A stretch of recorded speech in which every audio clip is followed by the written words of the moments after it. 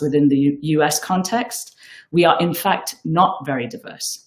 And in that context, neither is our facilitator community. So when this happened, this was very confronting for us as an organization. We, as an organization deeply committed to pluralism and empathy and diversity and representation.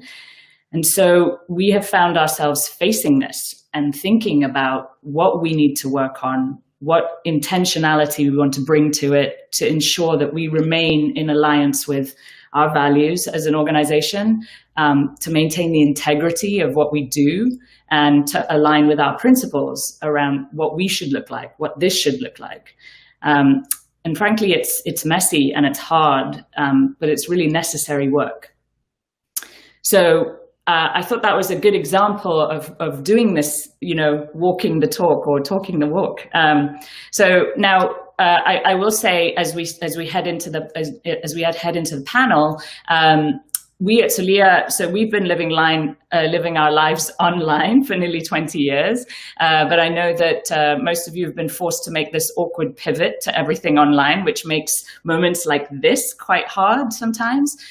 So we as a panel feel like we'd really like this to be a discussion. We'd love this to be a place where we can explore your questions and comments and grapple with things together. And we have an incredible array and depth of expertise on this panel.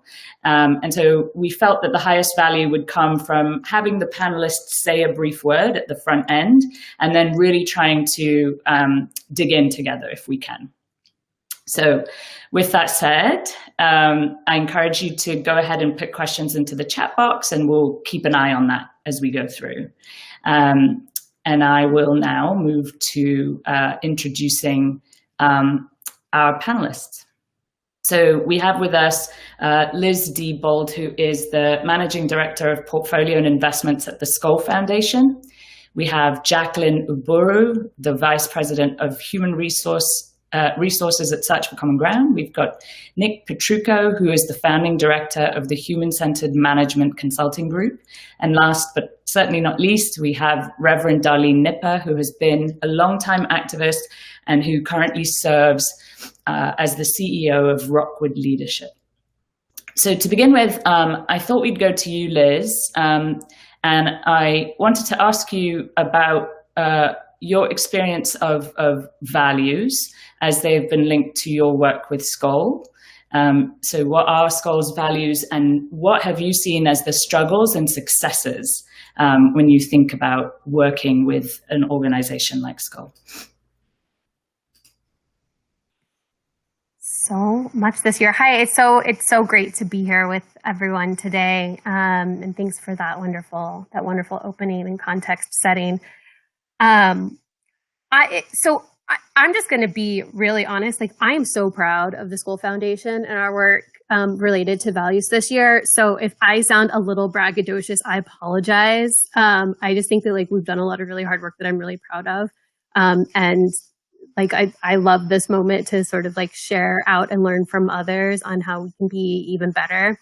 I'm going to attempt to paste our values into the chat box, but it looks like they're going to get cut off and it may not work. So I'll try.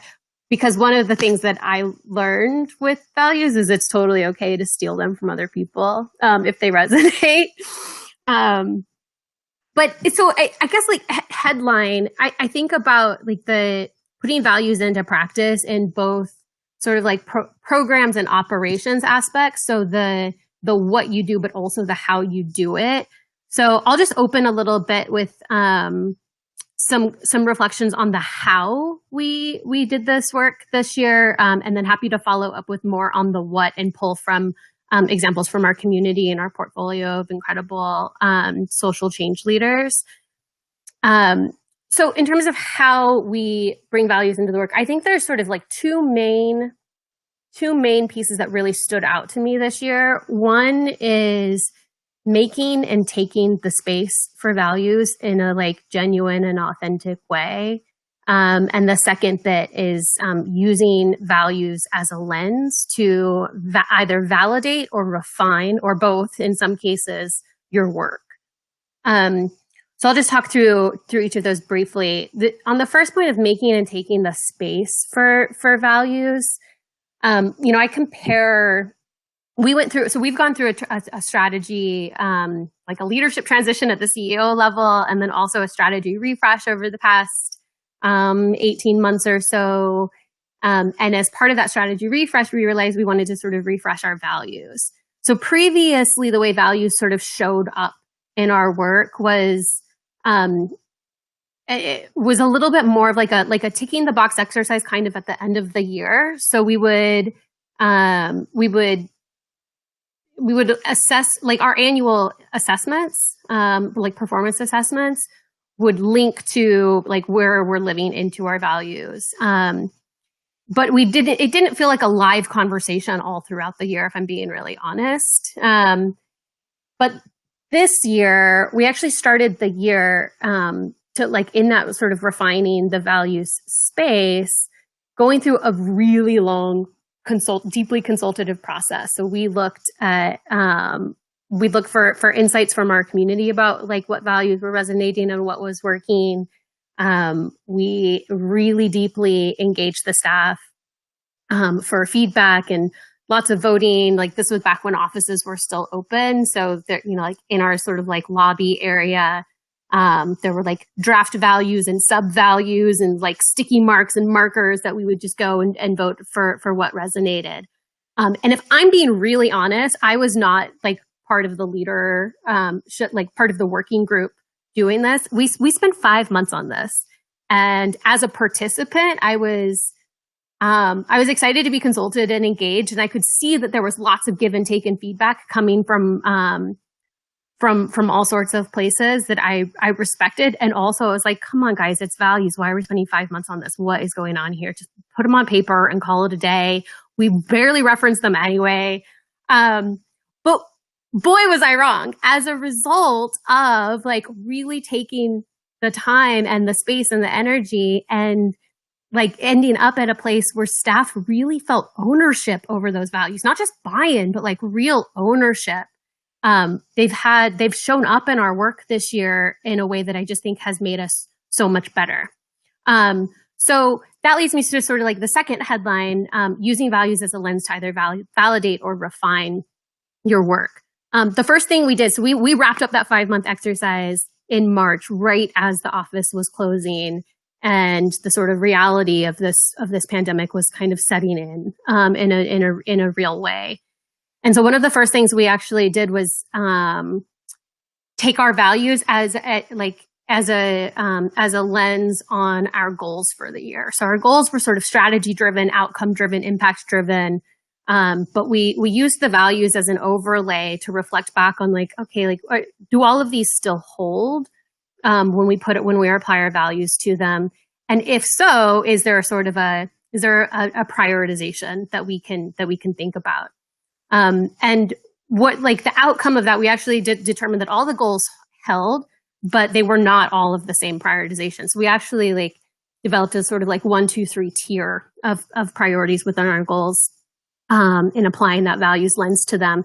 And we also established a new, what we call priority number 1. So one of the things I love about, when you have really clear values that your staff is sort of bought into, then you can develop a really fun shorthand for things. So as part of this sort of goals review, we developed a new priority number 1, which was caring for staff and families' health and well-being above all else.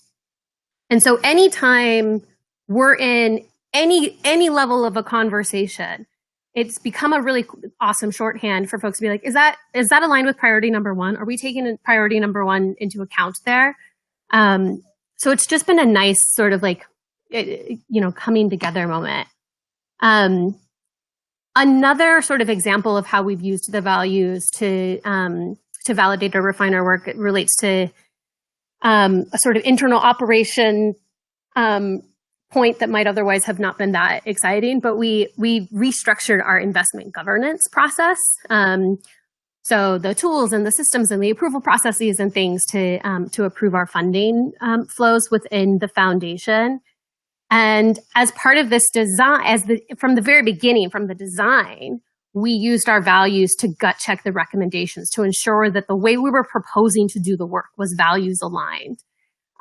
So for example, and I'll just walk through this quickly, we started out with like identifying some sort of core tenets for like what we wanted to bring into the investment governance process. And we landed on fast, flexible, functional, and fulfilling. I think because somebody liked alliteration. But then we also talked through the implications of like living into those tenets, as well as the trade-offs. Then we had a very clear sort of mapping of the link to the values. And then we reflected back on, do we accept or mitigate or abandon those proposals based on this sort of like this flow? So for example, one of the tenets, fast, had an implication that we wanted to anchor our decisions earlier in the process. We, as a funder, like to believe that early no's are gifts. As folks seeking funding, feel free to like add into the chat if you think I am wrong, because sometimes I am. But we just think it's like I think it's a respectful thing. If it doesn't look like there's going to be a line of sight to funding, then offering those early no's as a gift. So we wanted to anchor our decisions earlier in the process of our own internal reviews. The trade-off there, however, is that there's a potential that means that we could be operating in sort of an echo chamber and going to known actors and living within our comfort zone and maybe overlooking opportunities that push boundaries, that are more proximate, that are intersectional or cross-cutting. And so when we looked at that, the tenet, the implications, the trade-offs, and the link to the values, one of our values is action over perfection. So we're like, great, cool, okay, that's values aligned.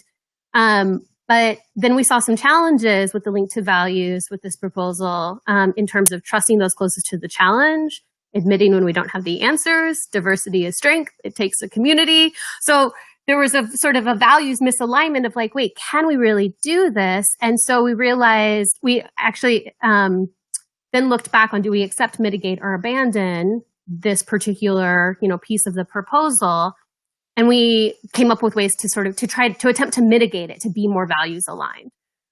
So one of the sort of mitigation approaches that we adopted was leaning away from permanent declines. So if we're going to offer like quick and fast no's, then we want to make sure that we're not holding ourselves to that no 6 months from now, even 2 months from now, maybe if the opportunity sort of resurfaces.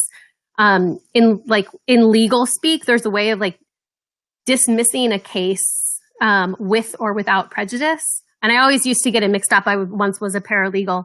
But I think it's with prejudice means it's dismissed forever. Like this case can never come back. It's gone. Without prejudice is it's dismissed for now. If new information arises or surfaces, then come back to us. And so that's how we agreed to sort of lean into our funding decisions. If we're going to lean into early no's, then they've got to be without prejudice. And then we also wanted to invite engagement into our network of those that we might be giving those early no's to, even if we weren't going to be entering into a funding engagement. So inviting them into our community events or our virtual networking or things like that. And of course, that's up to the partner because that's time and energy without funding assigned to it. So those were some of the ways that we wanted to mitigate it. But if we actually thought that those mitigation strategies would be insufficient, we would have abandoned that proposal, which felt really authentic. And then I guess the third thing about using the values as a lens to validate or refine your work, and I'll stop after this, is reflecting back. So we know that we did not get it all right. We will never get it all right. We're humans. We are fallible. That's just the reality of the world that we're operating in.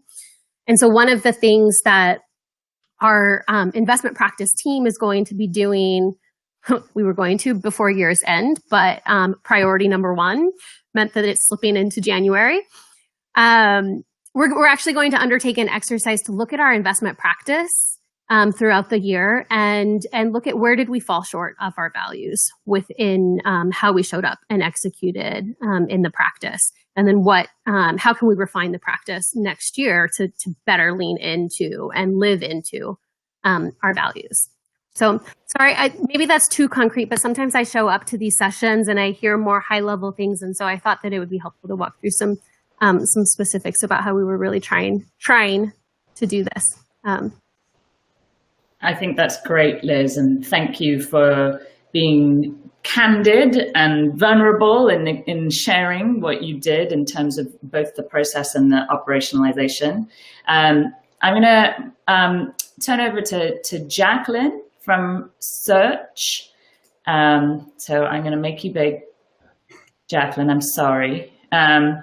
And so as I had introduced, Jacqueline is the head of human resources at Search. And I know that, as with many of us, an organization like Search has found itself making challenging decisions or just facing unprecedented challenges in this particular year. I also know that Search has been through a process itself of sort of values discovery. And I wondered if you'd be willing to share with us kind of what that's been like for you as an organization and how you feel that sort of that values element of it has played out as you've been, going through the process of trying to make some of these decisions. Thank you. Thank you so much. And it was really great listening to Liz. After I heard you, I thought, well, what I'm going to do in the next phase is make contact with you because you are much further ahead in this process than we are. And there are I'm sure, some invaluable lessons that you've learned. And we are still on the journey. We started talking about our values and we too wanted to refresh some of our values. And we started the conversation in 2019. And of course, as we all know and are aware, COVID happened.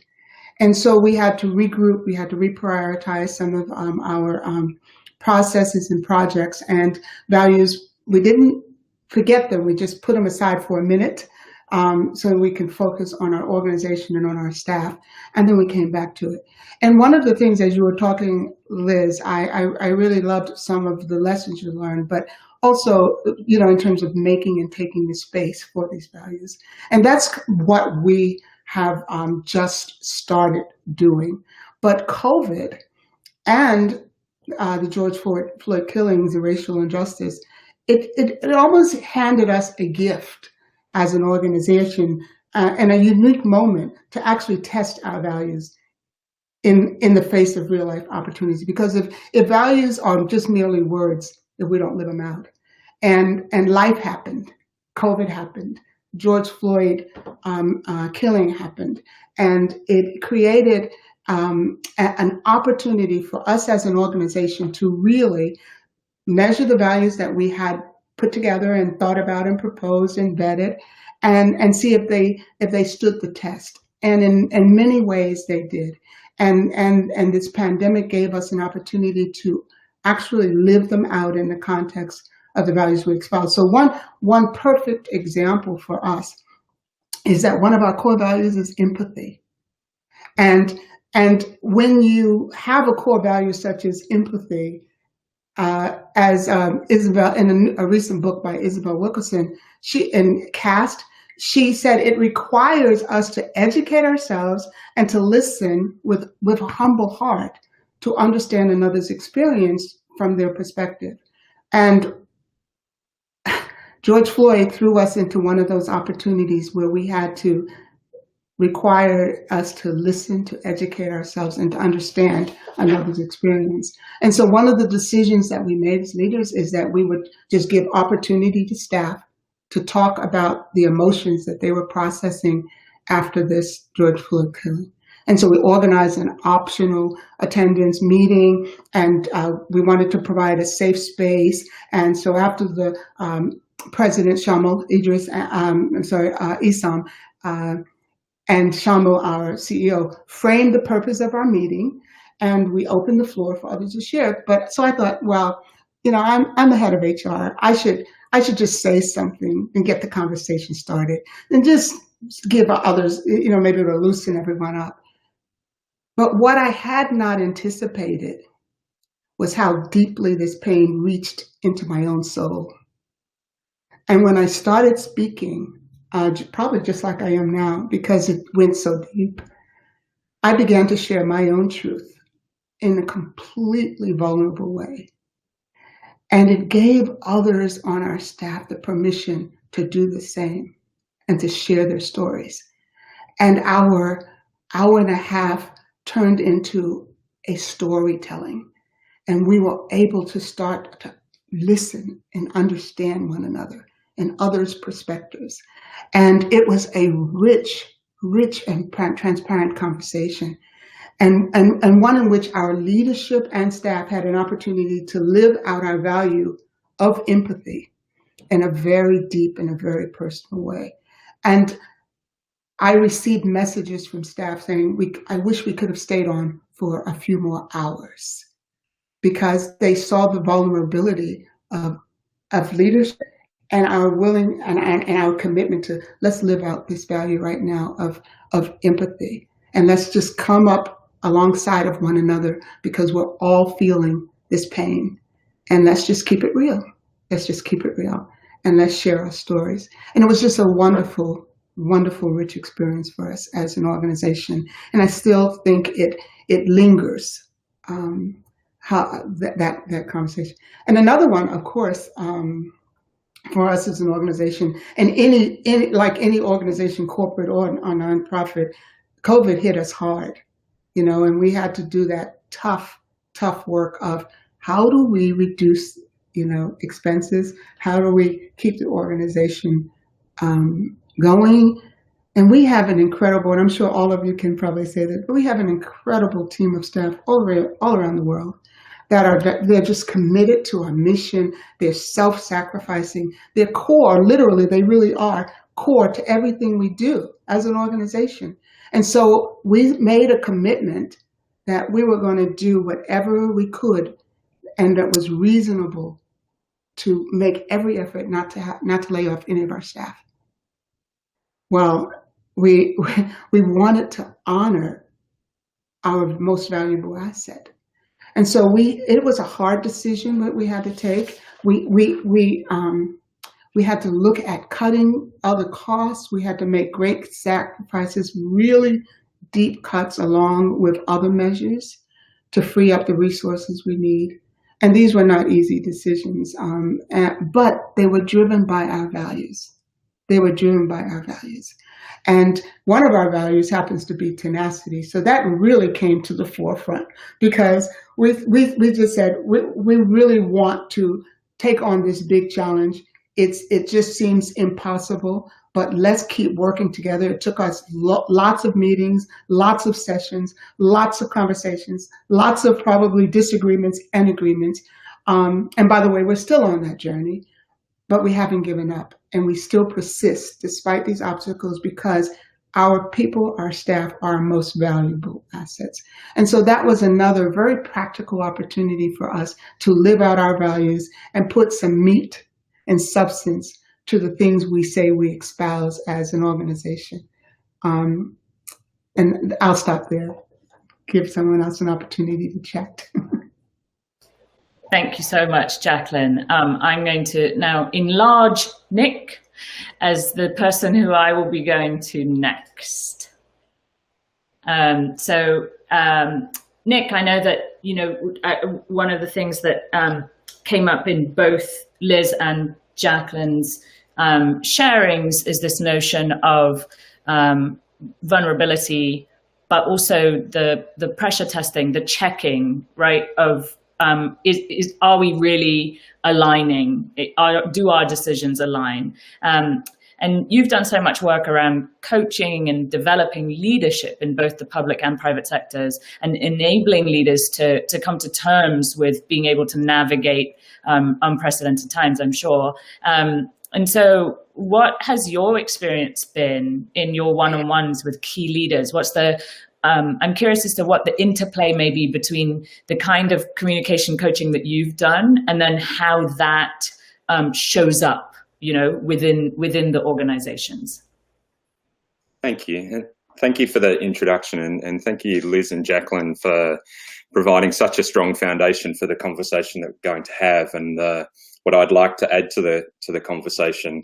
And in particular, I'd like us all to think about how, as leaders, our behaviour impacts on the values that we see in our organisation, and also ultimately the culture that we contribute to and create. I just want to ask you to think about what you see as your leadership shadow. And what I mean by that is, what is the impact that your behaviour has on the people around you? How do other people behave because of the way that you behave? And this is one of the first things that we talk about in coaching with leaders, is what is that impact that you want to create in others? Because leadership, obviously, as everyone knows, is not just about yourself, but it's actually how you create change and constructive behaviour in others. So that impact can be, that shadow effect can be a positive impact.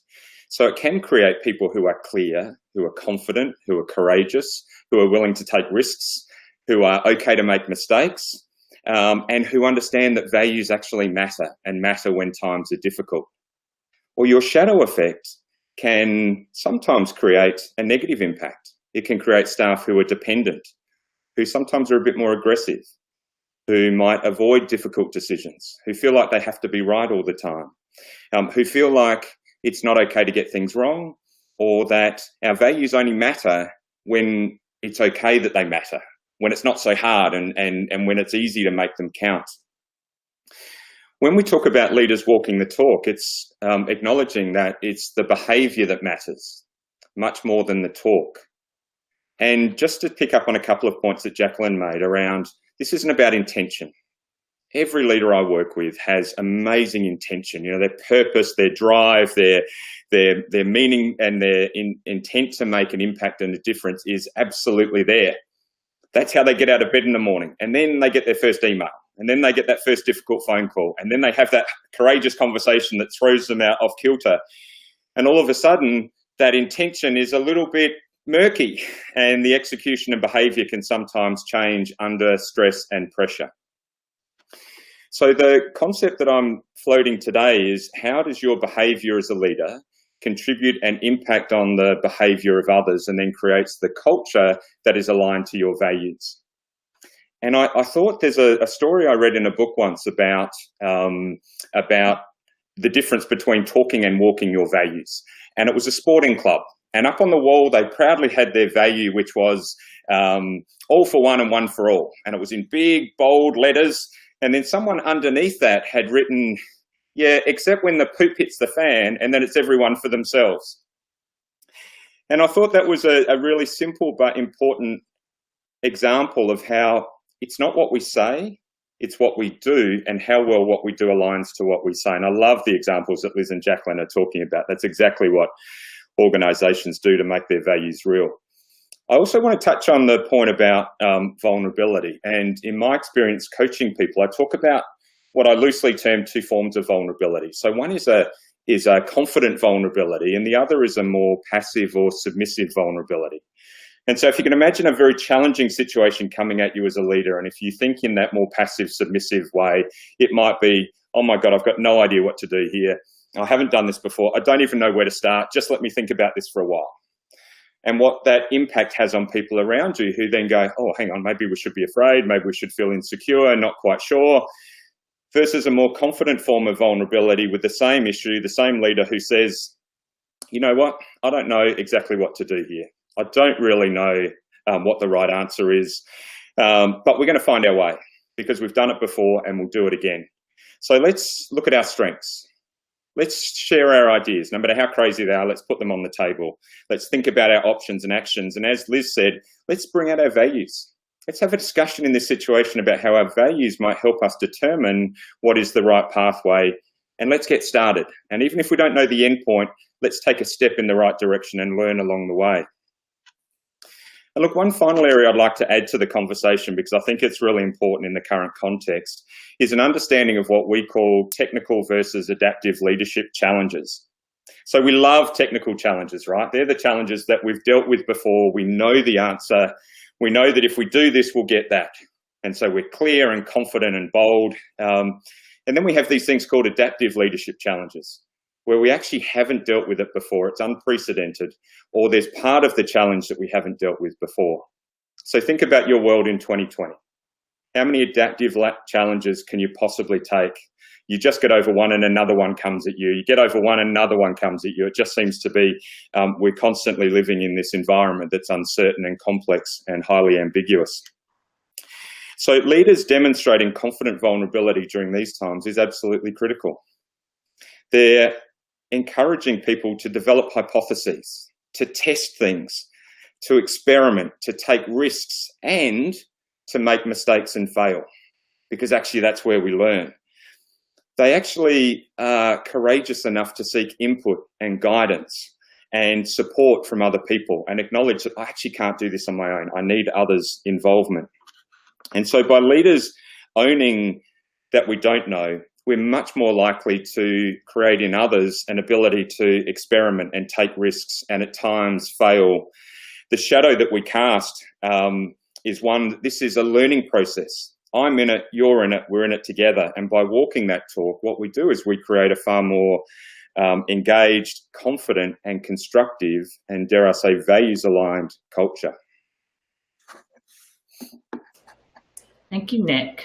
I'm going to take us over to Reverend Nipper, and I think, you know, one of the things about, I like this language around technical and adaptive leadership challenges. One of the things that I wonder, though, is how much easier it is to think about failing and starting over, or think about making decisions aligned to values in that technical space, or perhaps in kind of a status quo space, you know, when everything else is generally okay, and you're making decisions as a leader, perhaps there's a way in which that's a little bit easier versus what happens when you're having to do it in the face of that adaptive space? What happens when you're having to make these decisions in the face of a health crisis or a race revolution, you know? And so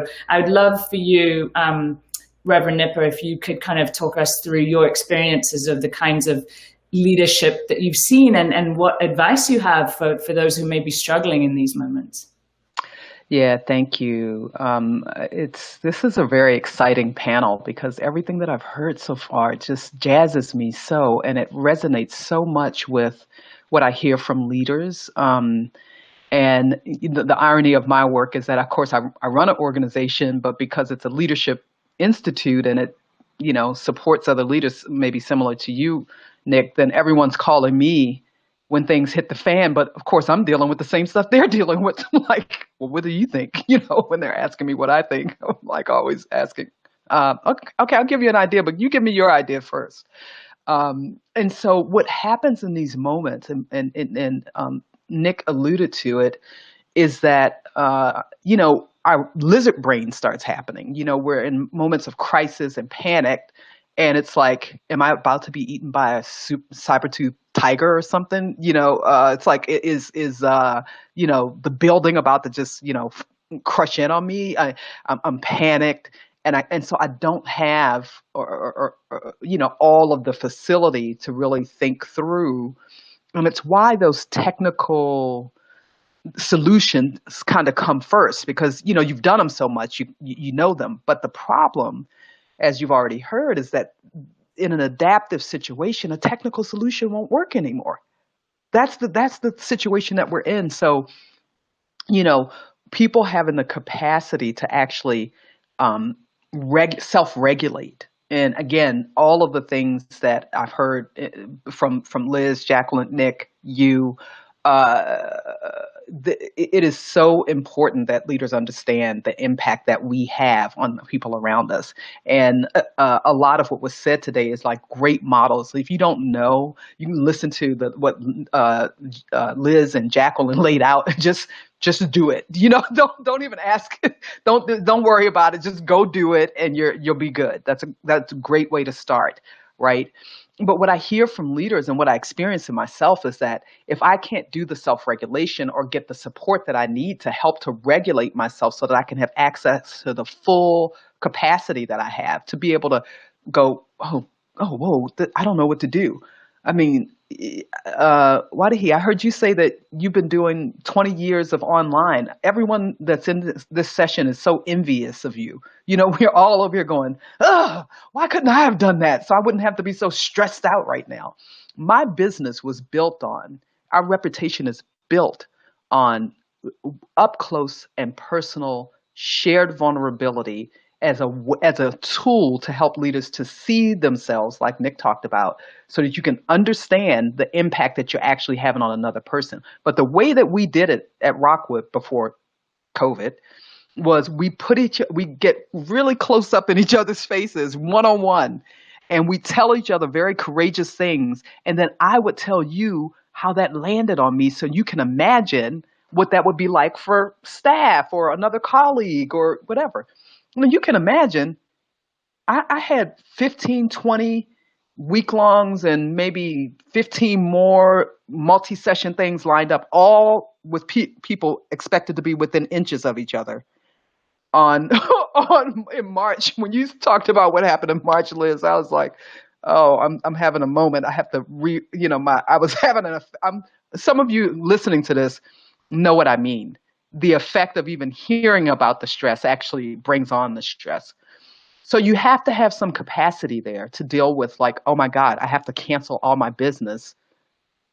What am I going to do? And how do that's definitely for everyone who's in whatever kind of work you're in, but definitely peace building in this moment, folks who are in social justice in this moment, folks who are acting as intermediaries, who are supporting people, folks who are grant makers for people who are in this change the world kind of work for good business, if you will. All of us were facing something that had to have an adaptive response, or else you wouldn't succeed. There's just absolutely no way. And Jacqueline, I heard you talking about some of the challenges, of how do you maintain staff? How do you keep focused on the work? Reflect on your values. Where can you cut cost? Wait a minute, I need to develop a whole new business line, which is my problem. How do you do that? And what I learned is that sticking to the practices that work really, really helps. And having a support network of people who can help you to remember that you do have practices that have worked. You've been doing business for a long time. It's like if you are on the planet for a while, you kind of learn things. You know what they are. It's just that they don't come to you. That's just the clog in your brain. So going to asking questions and connecting back with folks that remind you of your capacity to live into adaptability is really key. And what that means for folks is that the problems you're facing are complex. So a simple technical solution, when the lights don't work, I just go to the circuit box and flip the switch. When you flip the switch in the circuit box and the lights just still don't come on, you don't go back to the circuit box and flip the switch again, go back to the circuit box, flip it again. I mean, I do sometimes because I'm hopeful, but I'm just like, I don't know what else to do. It's like a meditation, it's like, what am I going to do now? I keep flipping it. But if you go back, the lights still don't come on. And all you have to do is recognizing the complexity is to turn and shift and ask, to me, a simple question, which is who, when, who, what, or how might I look at this differently? Like, to whom might I look? Where might I look? Or how might I look at this problem differently? I call it a pause moment.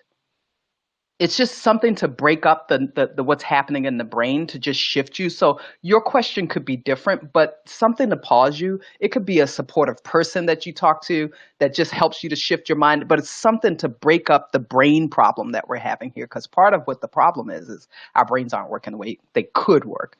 Once you get past that, you have to get to understanding, what it is that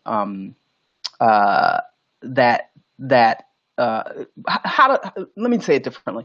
understanding how complex the problem is, and that because it's so complex, you're going to need lots of help, not just yourself, as is always the case, but lots of other people. Then you can turn to your staff or your colleagues or your network members, whoever they are, with a different level of both vulnerability, which you've heard this here already, but with a clarity about the vulnerability and a sense of connectedness to the group.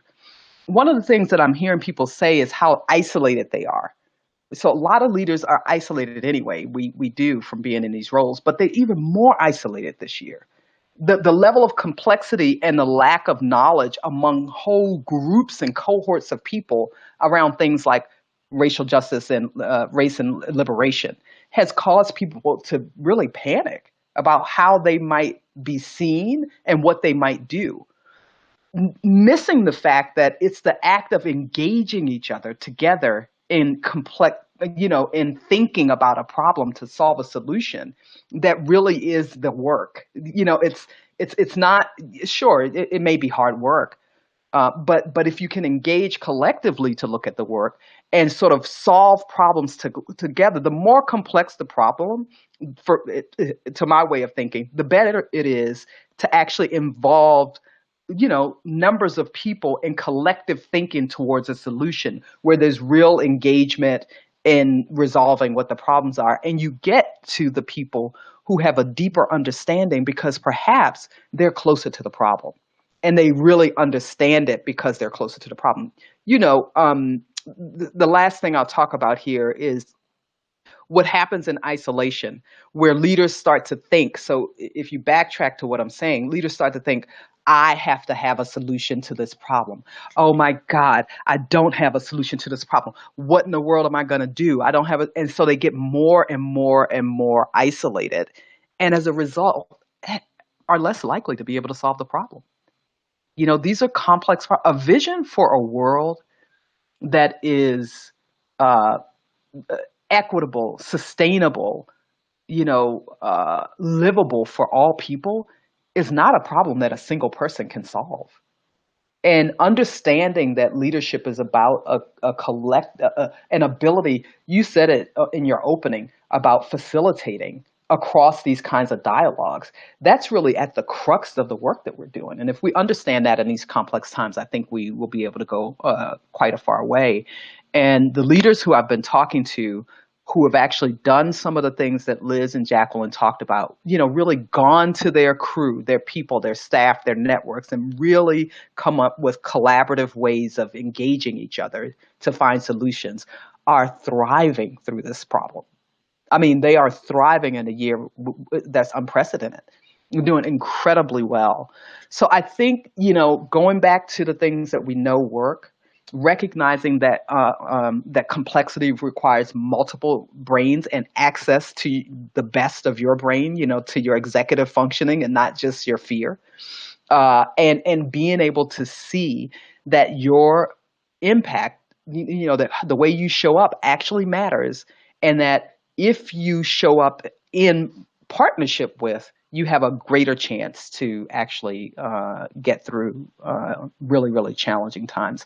Those might sound really basic, but it's what's working for both myself and what I'm seeing working in the network of thousands of leaders that Rockwood works with all the time. And so it's been a hard year, but it's been a really wonderfully exciting year. And I believe Jacqueline was the one that said it. Something remarkable happened. We learned that we could do things for us, that we could have deep, intimate connection with people using technology and not being physically in, which of course I know you're smiling because you do this, you've been doing this for 20 years. But for the people in my network, it's been richly rewarding to I've had people crying because they can actually feel another human being when they see and connect with them online. And they're just so grateful to have that rich connection, even online. So I'm very excited about what the future holds, because I think we have even more to bring to folks as leaders, using both, all the high touch things that everybody uses, but also recognizing that that this is not this portal that we're on doesn't have to be a block to being to you being connected to the folks that you're working with and being able to lead effectively. So I'll stop there. I know there are a ton of questions, but I'm really, really grateful to be a part of this group. I just feel like everything that needed to be said was already said, but I'm excited about what was said because I think it really modeled what the possibilities are. And I'm really curious about what participants are thinking in terms of like, yeah, that sounds good, but what about this? So thank you. Thank you so much. Thank you all for your front end kind of sharing there. And frankly, you've kicked up a whole bunch of questions for me as well. And just to say, Reverend Nipper, I mean, I smile because we've been telling people this for a long time about technology, how if you do it right and you use the technology as a vehicle, it can create these incredibly intimate possibilities for connection. So anyway, that's why I smile. I'm glad people are coming to that. It's good. So I'm wondering if folks have any key questions that they'd like to put either to the panel as a whole or any one person in particular. So I'll give people a chance if there was anybody that wanted to pepper in a specific question. One of the thoughts that I had, and it goes back to what several of you talked about, was this notion of vulnerability and how do you as a leader, I guess my question would be, how do you as a leader navigate vulnerability without creating sort of destabilization, so I am, this person, I am looking to the person who leads to give me the answers that they clearly don't have, but how do you know what I mean? Like, how do you navigate that notion of, I don't have the answers, but I'm not, pulling the rug out from under you at the same time, which I think I imagine is something, that comes up for people. But let's actually, I want to not be selfish and let me actually put a question from the audience to you first. So one of the things, this is a great question, and I leave it up to any of you to take this, but how would you recommend addressing leaders above you with challenges in their leadership shadow? That's a great question. Who wishes to take that upon themselves? Look, I'm happy to start. Would I hear if that's please? Of course, okay. Nick, go ahead. Look, I think this is such a great question because it really gets to the heart of the culture that you've created in your organisation, and it's a moment of truth, isn't it? So you've got these values that you've stated, and you've got this aspiration of how we want to be. And then you've got a leader above you who is not demonstrating that value in the way that we've agreed to. Then what happens in your organisation? And so what accompanies, as you've heard Liz and Jacqueline talk about, actually defining your values and developing them and having them on a document and on the wall and everything, that's the first bit. Actually, how we live them, how we take them off the wall, how we bring them to life is the critical bit. And as you heard Reverend Nipper talk about as well, is how do we create an environment of feedback, whether it's face to face, this close like you, I'm used to that, or whether it's online. How do you encourage leaders to ask questions of their staff about what is the impact I'm having on you? What are the messages I'm giving you? Where is the confusion in how I'm leading for you when we talk about our values and our behaviours? And so one of the basic things I'd ask leaders to think about, and I often do this when I watch executives, is how many times do you ask questions when you're together versus making a statement, sharing an opinion? Often just sit back and watch meetings and I'll look for the powerful questions that take the group to a new place. And so as we've heard, basic is okay. And in fact, now sometimes, just good basic questions that elicit responses that help, I think, are critically important. So the last thing I'll add in this too is, as a leader, how are you creating what Amy Edmondson calls the psychologically safe space in your workplace? And a psychologically safe space is one where people are okay to take risks and make mistakes. They're okay to discuss difficult and sensitive topics, of which this is one. My leader's not behaving in alignment with our values. That is difficult and sensitive. What does our culture tell me to do? Does it tell me that it's okay to respectfully put forward that this is what I'm seeing? Or does it tell me that I should be quiet because last time someone did that, they're not here anymore? It's also about our willingness to help each other. And in fact, by pointing out this feedback to a leader, my intent is actually to help you to be a more effective leader. My intent is not to berate you or to point or to criticize you. It's actually that you've encouraged me to help you be better. So I guess what I'm saying is this is a really critical part of the culture that you're creating that aligns with the topic of values and behaviours. And I might leave it there and give someone else a chance to add to the conversation.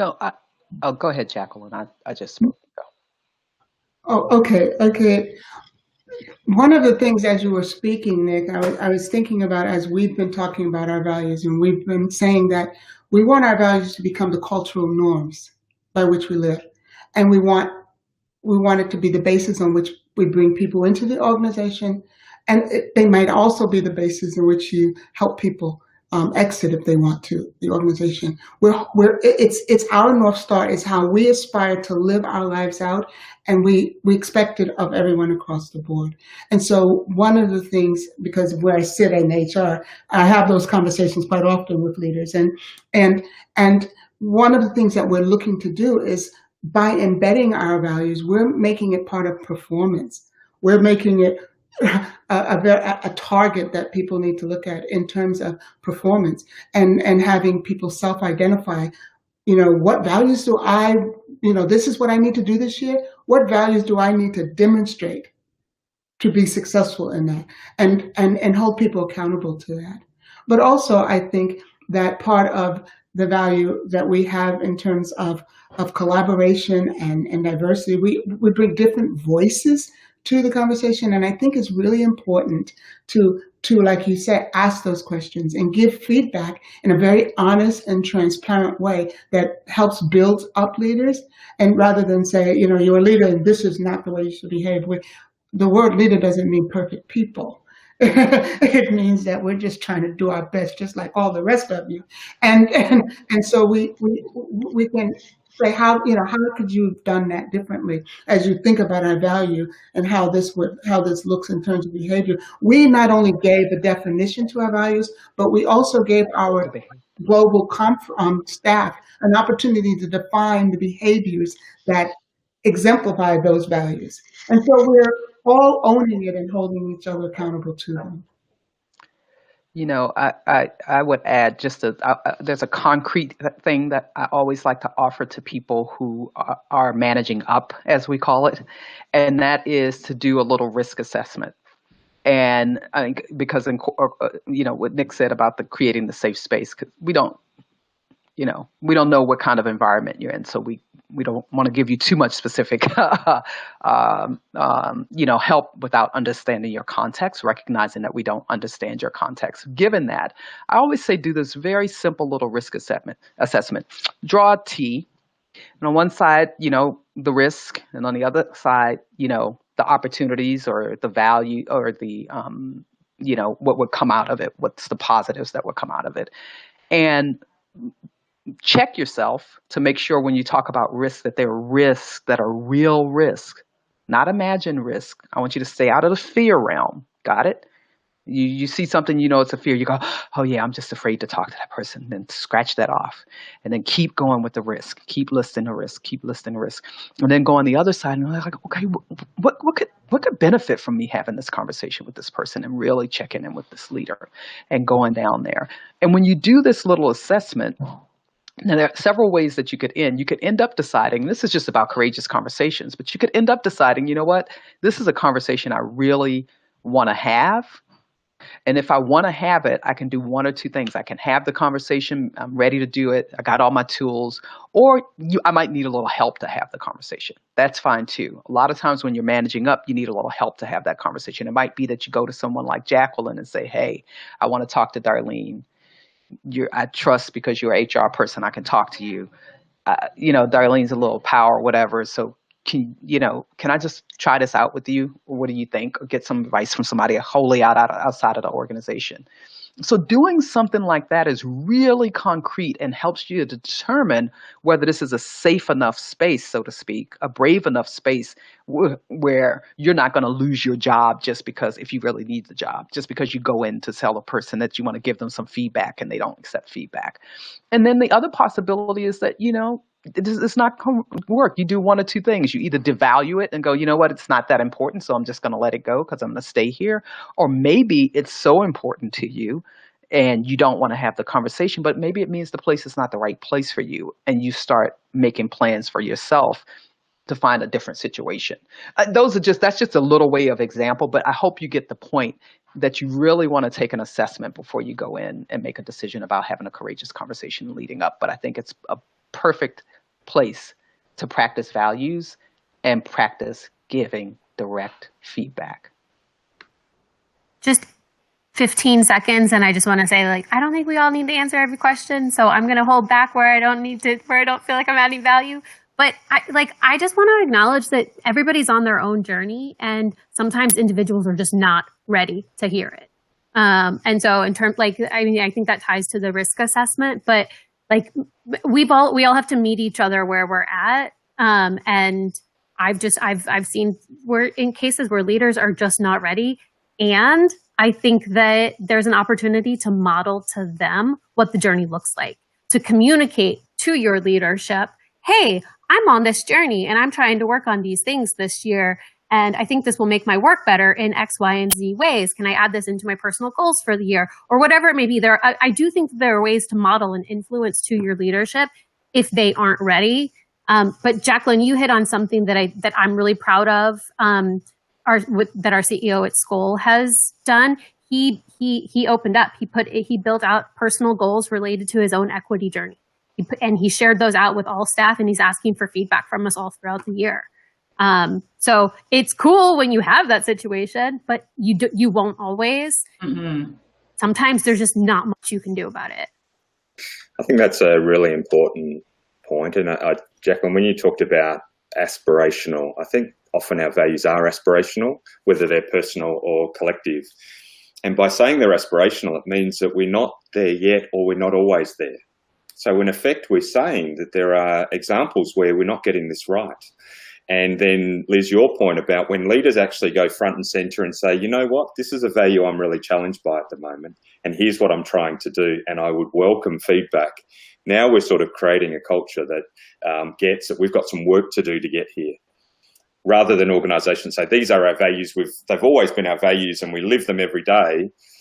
Yeah, I think more often than not, they are aspirational, and the vulnerability is saying there's some work to do to get there, and we're happy to do the work.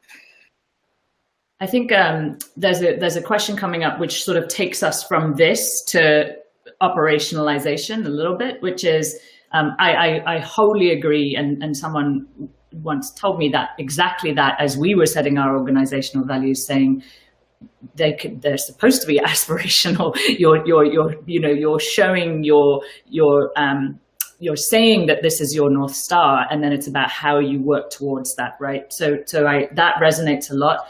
Someone asked a question, one of the things that organizations are mandated to do in amongst ourselves or maybe to donors is to measure outcomes.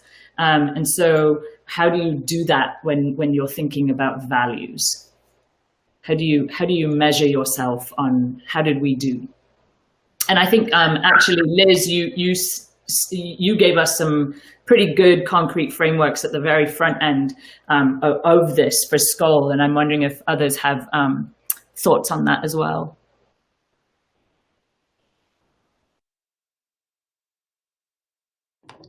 Well, we had a compliment. Oh, sorry. I'll just compliment. Like I think there are process things that you can do and make process oriented outcomes part of your goals. But I'm not sure, and somebody tell me if I'm missing something. If sort of how specific you can really get, because values are meant to be aspirational and they're really hard to measure. And I think especially this year, if for no other reason, I think the realization that we really need to be adaptable and flexible is just like so top of mind that I almost feel like it would be doing a disservice to your values if you developed like OKRs and hard metrics around them and worked towards those, because it almost makes them like not real or inauthentic in some ways, in my view. But Jacqueline, I'm curious to hear more, because you mentioned that you asked your staff to define like, so if we lived into this value, what would that look like? So I'm really curious to hear more about that. Yes, part of the rollout was just we had small groups, and we asked the question. Here's the value. We gave each group a different value and said, what does that look like if we actually each of us live it out? And as a matter of fact, I came up with I gave them an option of 3 because it could have been. But they came up with very, very solid ways in how it could be integrated into the way they do program. It could be integrated into with business development, and how do they decide which grants to go after and which not. I mean, very, very practical ways that come from the bottom up rather than us, and in terms of measuring those goals. And then the other piece, like I had mentioned before, which we haven't done, but we want to do next year, is rather than setting the value as a goal, identify how you can use that value in the goals you have. You know, if I'm going to accomplish this, I was talking to one of my team members. It was very funny, and I said, you know, for you to get there, because we're talking about goals now, you probably need collaboration. And he said, oh no, I don't need collaboration. I need tenacity, because it's really hard to get, you know. And so really just identifying the value that you're working to give, I think, is a great way to integrate it. I'm sorry, I'm laughing because I'm so appreciating you right now and the experience. I think that's exactly right. I mean, and you also mentioned, Jacqueline, behaviors. So not just talking about values, but listing the behaviors. Both we did this, both like the behaviors of individuals and also what the organization might be doing, if you will. What kind of behaviors, what kind of things might we be engaged in?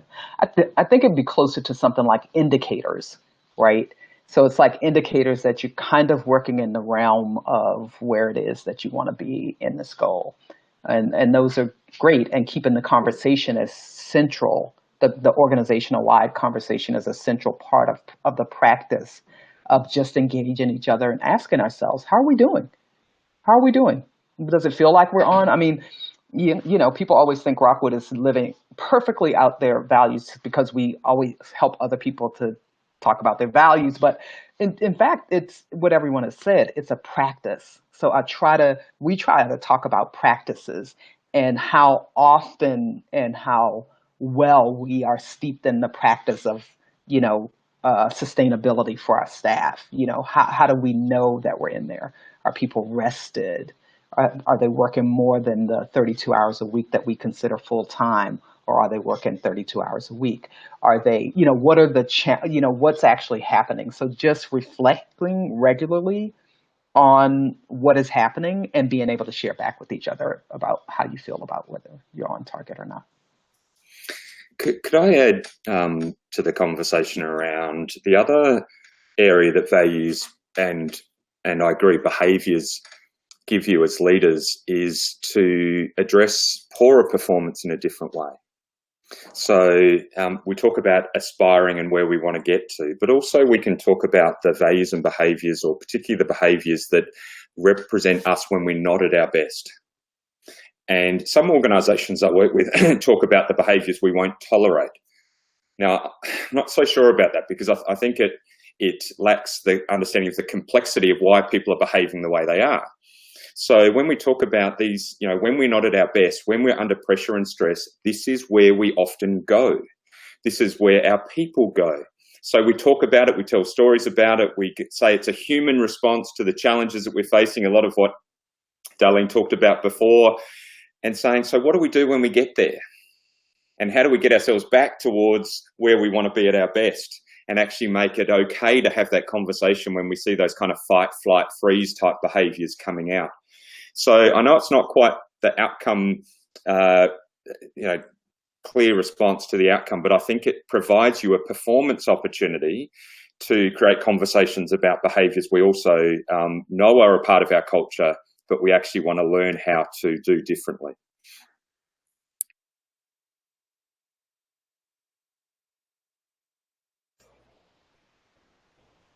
I think that's great. And I think that it's clear that, across the peace building sector, we're in all kinds of different ways, whether it's the organization, it's the people looking after the organization, it's the people at the head of the organization, the struggles, this sort of space that you talked about earlier, Nick, in terms of we're all living in that non-technical problem space, and it is uniquely exhausting, I think, is the other thing that we all need to acknowledge. And that sort of goes back to the number one, what was it? Value number one, you said, Liz, in terms of, it's a good rule of thumb, isn't it? Let's always anchor ourselves to one thing that we've chosen, which, again, resonates with me in terms of how we as an organization, particularly because we are virtual and we're all over the place. So it was trying to, sort of like trying to make sure that we were keeping an eye on how everyone was doing, and everyone is not okay all the time.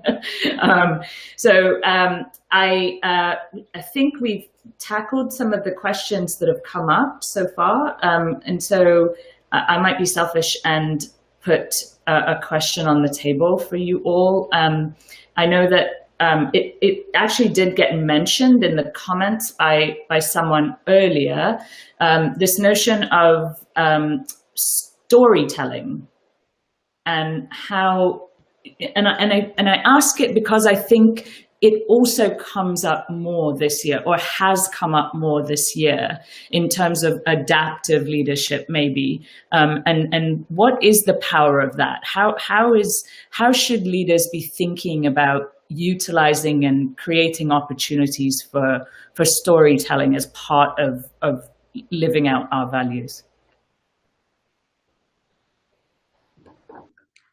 Well, I come from a culture of storytelling, and I'm sure there are many out who are here do too. But I remember always hearing my mom say, "You see my glory, but you don't know my story."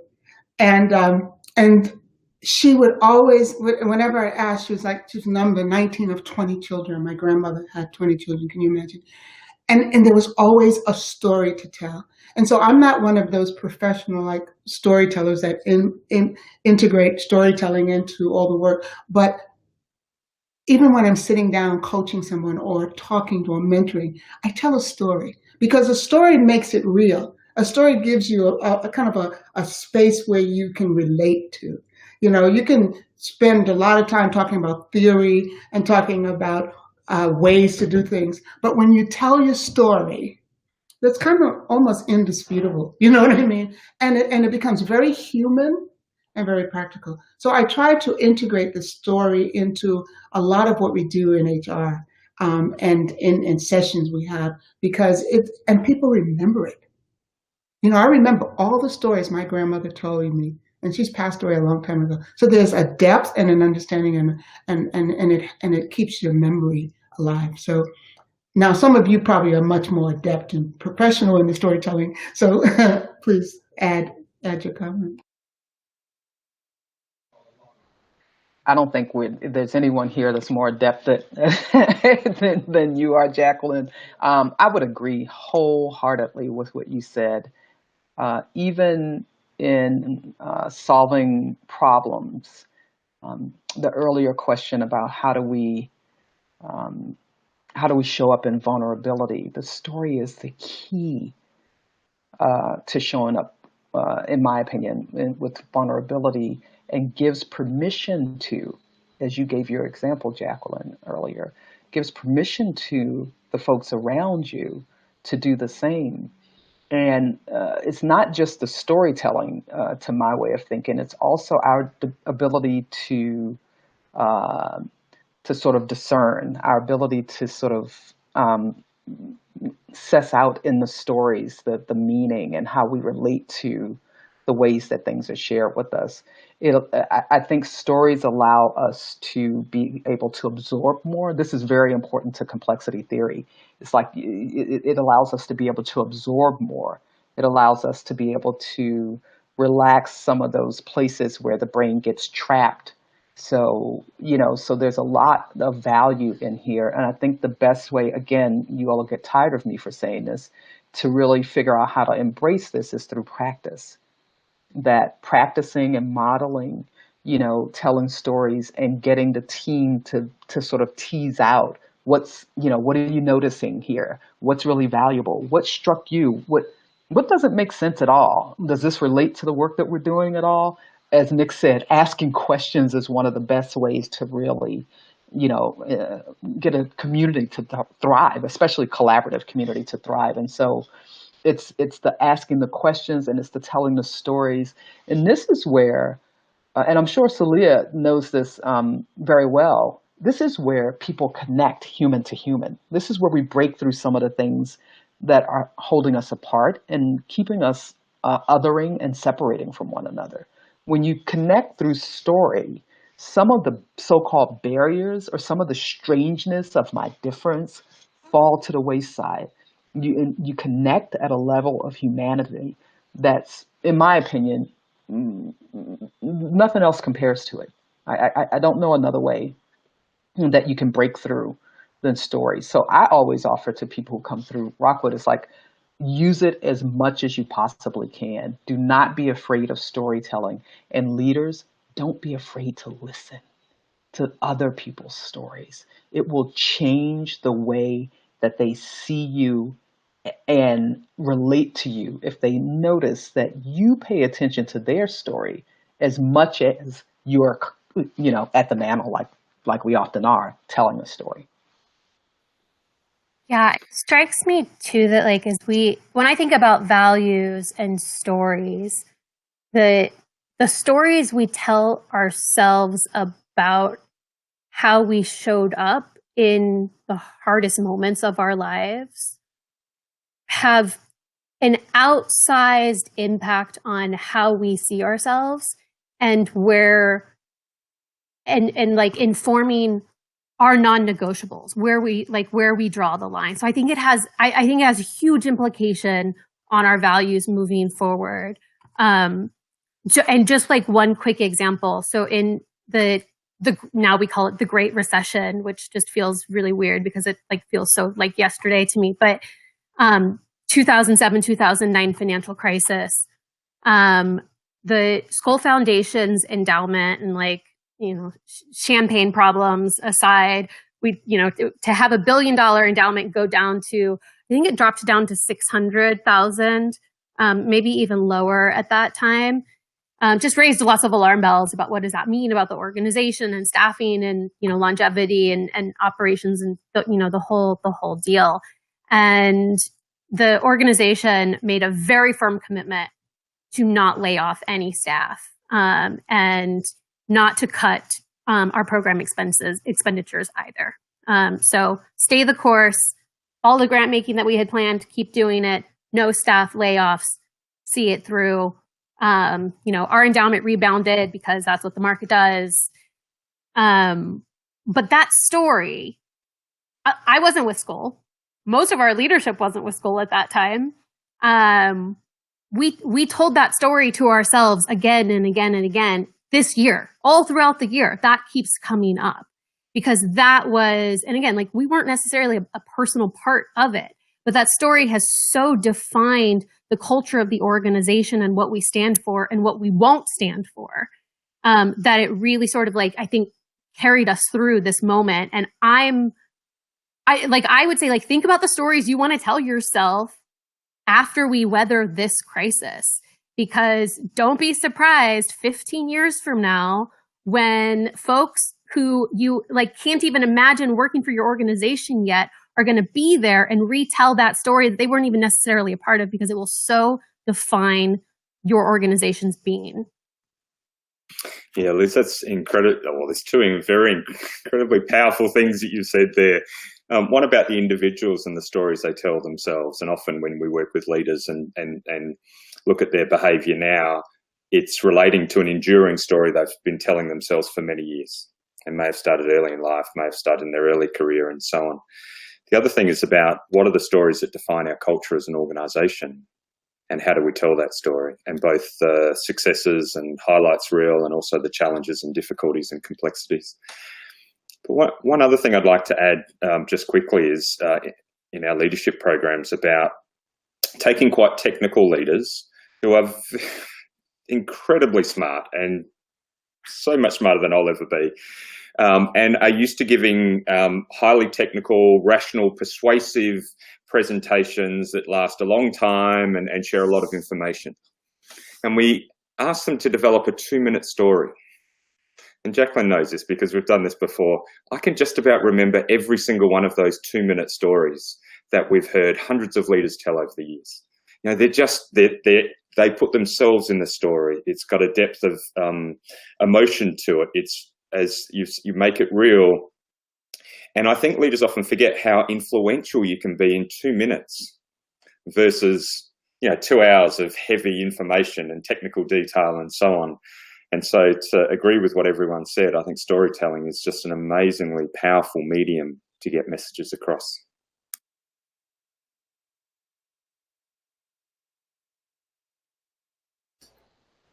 Thank you so much. So I'm noticing that we are just 10 minutes away from the end of the session. It seems to have flown by.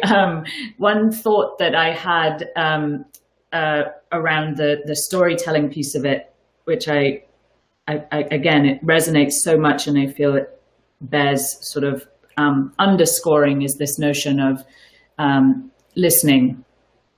We talk about that a lot.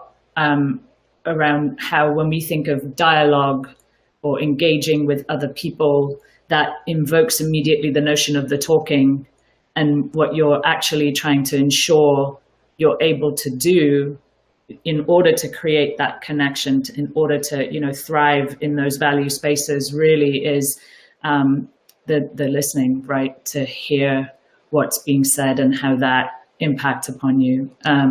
So I think that's worthy of repeating to ourselves, and also, again, to recognize that listening when you're exhausted or overwhelmed, or again, not in that adaptive versus that technical space is hard. It just is. And trying to stay mindful of that is probably worthwhile, as you engage in a leadership space. So there's a lot of appreciation from our audience in terms of people's sharing, and I know people have also looked to you all for expertise, which was expected.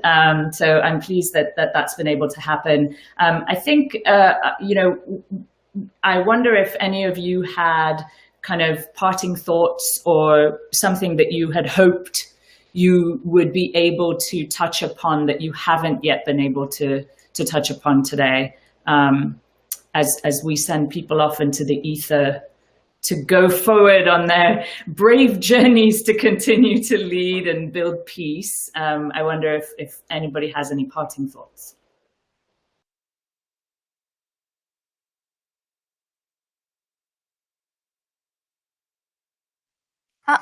I'll just say quickly, I think that one of my guiding lights this year has been that we're all humans doing this work, and in most cases we're doing this work for other humans, and so above all, our humanity just has to come first. And this has been a hard year. This has been a hard year personally, professionally, for most of us.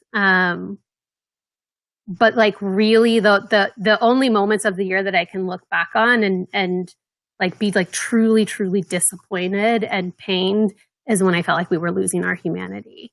And so, and the flip side of that is when I think of the true bright spots in the year, and all of the resilience and amazing work and ideas coming out of the work of our partners, because like, I mean, we're just a funder, like we're supporting others doing the real work. Let's be real and honest there. But that the bright spots like consistently are where there was just recognition that like we just have to do the human thing right now, and we'll figure it out later, like whatever the repercussions and like, you know, payback or whatever it needs to be, like we'll figure that out later, because right now like we just need to be human and uphold our humanity. So I think there's a bright light that I've seen in some of the year. I'd say the thing that I didn't really tap into much is about equity and liberation, and how central those are to leading in this time, and how much I know people are struggling to find their way through, you know, the history, particularly, but all over the world, of course, but particularly in the U.S., of racial discrimination and the pain of the, you know, what caused the uprisings this year, which has happened every year of my life in the U.S. But I'm so glad that this year it caused the kind of uprising that's holding us all to the fire. And what I'd say is focusing on anti-Indigenous and anti-Black racism is a good, solid, you know, priority for, I think, any organization in this time, because if you look at what is so most paining our society when it comes to the issue of inequities, you're looking at the impacts that have been. Of course, this happens across all kinds of difference. So I'm not negating any type of difference, but I'm looking to the history in the U.S., which is where I'm from and speaking from. And I'd say that if you struggle through and make progress on how you deal with your relationship to Black folks and your relationship to Indigenous people, I think you will go quite a long way to develop a set of values that will transform the organization, and maybe, if we're all lucky, transform the rest of our society, because that's what we need. We need significant change in these areas. And two things about this focus. One, it is that it's hard. It's not easy, because there's just in this culture not much modeling. And two, it's ongoing. So again, going to my word of practice, I'd say, you know, don't feel like this is something that you need to do today and, you know, I'm done, you know, I'm done with that, or feel bad about the fact that you're still in a process of trying to get to the next place when it comes to equity in your organizations and in your values, both internal and external, in terms of the work you're doing in the world. And that, you know, we're here. Rockwood is here. I know all of us here are here. Sharing with each other and helping each other along the way will be the best medicine, I think, for us to get forward in our culture. So thank you for the opportunity to be here. Thank you for your leading us, Wadahi, and thanks for all the panelists and all the participants. It's been really rich. I think what I'd like to say is almost like where I started, that values define who we are. I mean, because there are some bad values too, you know, by the way. Values define who we are, and they also define a culture. And if they're not lived, they're just words. And so when we're thinking about our values, let's think about who the soul and essence of who we want to be and be seen as an organization, and let that be the basis in which you develop and embed and roll out values. I kept saying, what is our soul and essence? Who are we? And who do we want people to see us as? That's what your values are. And that's what you get to live out. And so I want to just encourage anyone who's going through this journey now that it's a marathon. It's not a sprint. And it's something that we have to come back to, reflect on, and improve upon. So be encouraged. You're going to get there. Thanks, Jacqueline. I feel very privileged and humbled to be a part of this panel this morning, and loved every minute of it. You know, it's just so many notes I've been taking from my colleagues. I'll probably finish with something just on a slightly different angle, and that is something that Darlene talked about before around the level of anxiety and stress that people have experienced and what that does to our brain. And we talk to leaders about anxiety and stress in the body feels like trauma. You experience it like trauma. And then if you've had sustained anxiety and stress and trauma, the ongoing impact of that and how it affects sleep, diet, exercise, relationships, and ultimately your health and your mental health. And how as leaders we create a space, particularly at the moment, we think about the year we've been through and what's coming ahead of us. How do we create a message that says it's okay not to be okay? And how do we create a conversation about that? And as leaders, and someone who has, at the risk of oversharing, suffered burnout and fatigue through my career, I never want anyone else to go through that. So creating conversations that help people see where their limits are and see what the flags and warning signals are, which is a value add from what we're talking about in terms of values, because we're creating safer spaces where people can actually share, I don't feel okay at the moment, I'm really struggling with this, and then we're able to provide that support that people need. So whilst we've talked about a lot of expectation of leaders, I also want to recognise just how much you're carrying as well, and how do you make sure that you check in with yourself to make sure that you're okay. Thank you. Thank you all so very much. I think that everyone would agree that it's been a huge honor to be a part of this group. So much wisdom. In fact, I'd rather just sit around and keep chatting, to be honest with you. I've taken so many notes. I think that the last thing to say would just be that, to come full circle, it's an extraordinary year. It's been an extraordinary year. And there won't be a switch that flips on January 1st. I'm not trying to pour cold water here, but that's the truth of it.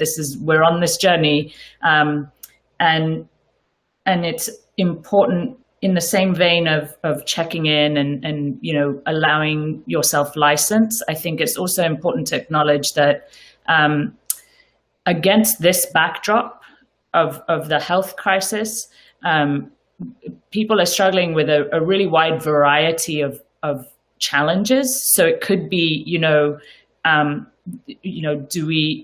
we making payroll? Is just as massively stressful as are we achieving on equity?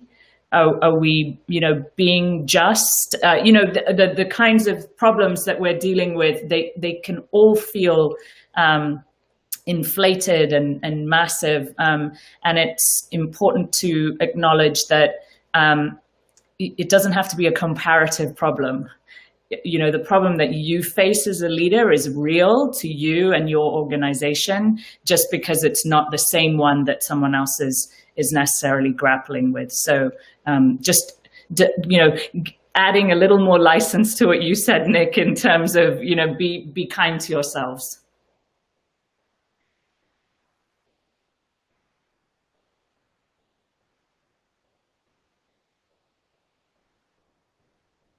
Thank you so much. Thank you all for attending the session.